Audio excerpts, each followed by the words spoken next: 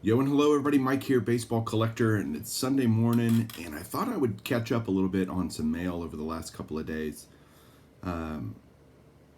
Yesterday I did a video where I talked about kind of 15 vintage players that I think people should be looking at right now.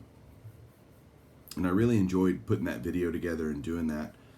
A lot of people had great suggestions in the comments of other players that should be looked at, and they're right. I mean, there's so many great players to consider that it's hard to come up with any one list.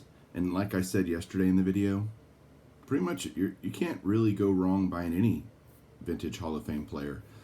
I think you're gonna do just fine and be happy. But at the end of the day, you got to buy things. Don't just do it for the money. Like, just do it because you enjoy it. You want to own a piece of history. You want to connect to the game. You want to connect to the history. All of those reasons are good reasons. The fact that they will most likely either maintain their value for sure or go up some over time is just an ancillary benefit, in my opinion.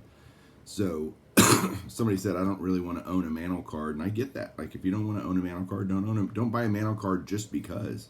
Don't buy any of this stuff just because. Buy it because it fits, or it makes sense for you, and you like it and you dig it. So that's what I would tell you.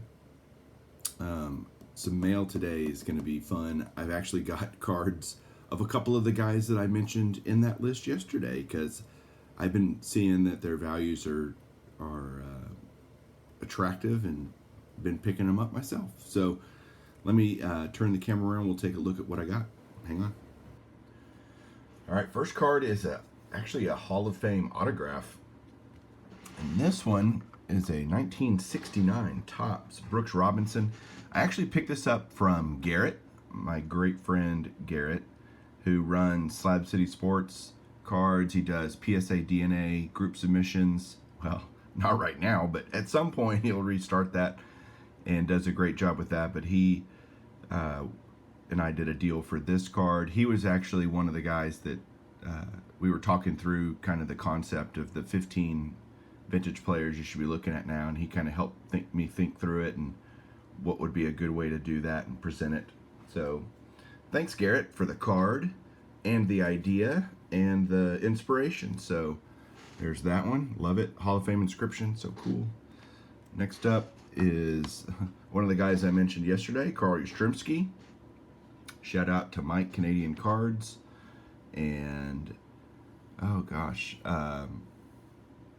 Beantown 62, and of course, Mr. Fisherbike loves the Red Sox, Carl Yastrzemski. So there's 1965 right there. Beautiful example of this card. Love it. I had this card as a kid, just raw, and finally decided to pick this one up. Next up is a 56 Topps. I'm really doing well knocking these out. These 56 Topps Hall of Famers. This is Enos Slaughter. Definitely not an expensive one, but all the 56s are not, cheap, but not really expensive. Like 25, maybe 30 bucks for this. It's in an excellent mint 6.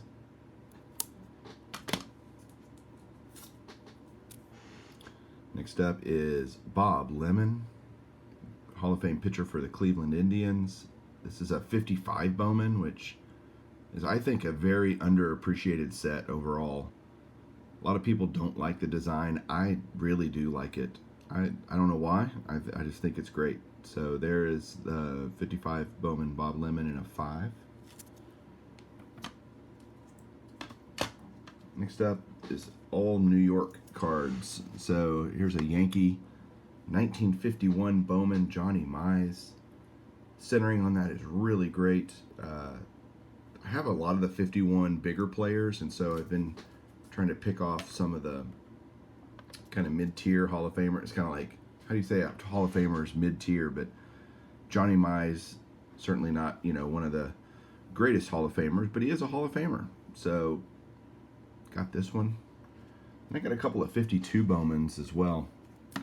Not a set I had very many cards of. In fact, I think I only had 2 prior to this. Now I have 4, so I've doubled the number of 52 Bowmans that I have.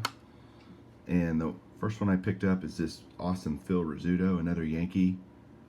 I love that pose. This one's in an excellent mint 6. Great grade, great card, just looks really sharp.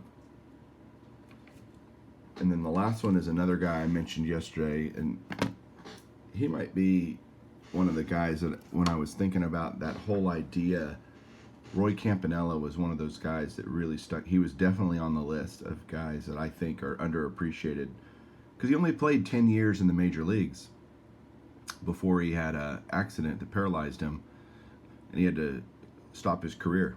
But 3-time MVP. He was an all-star every full season that he played. I mean, 8 seasons.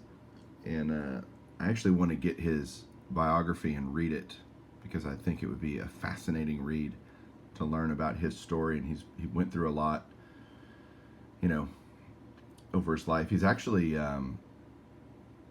came up through the minor league, you know, played with Jackie Robinson. So, I mean, just such a great dude.